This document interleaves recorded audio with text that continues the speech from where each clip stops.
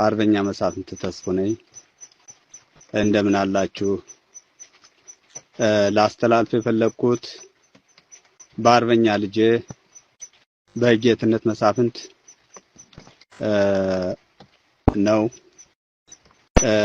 ልጄ ስል በአብራክ ብፈጥረውም ለአማራ ሕዝብና ለኢትዮጵያ ሕዝብ ነው የፈጠርኩት እንጂ አያርስልኝም፣ አይነግድልኝም።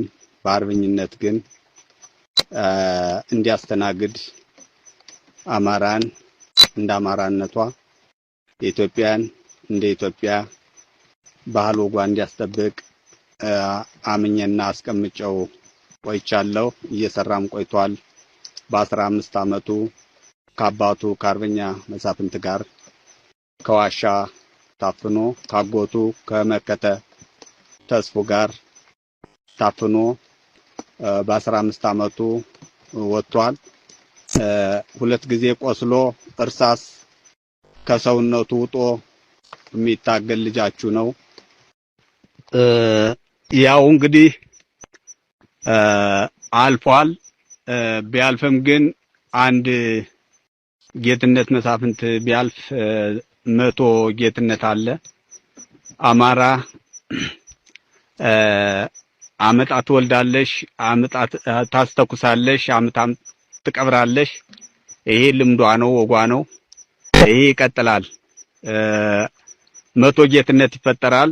አሁንም አለ፣ አብሶ የሚነሳ አለ። ስለዚህ ግን የመጀመሪያ እኔ ማስተላለፍ የምፈልገው ግን በተዋህዶ እምነታችንና በቤተ ክርስቲያን ዙሪያና በእስልምና እምነታችሁንና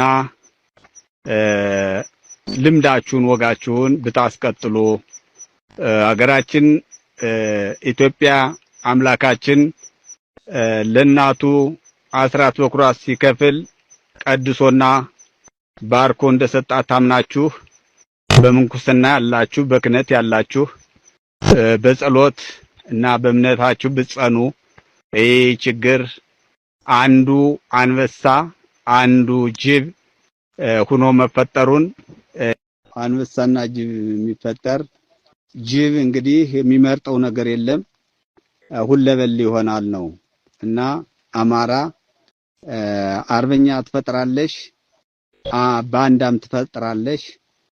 ይህ እንዳይሆን ግን እንዳልኩት አባቶች የእምነት አባቶች ጸሎታቸውን በእምነታቸው ቢቆሙ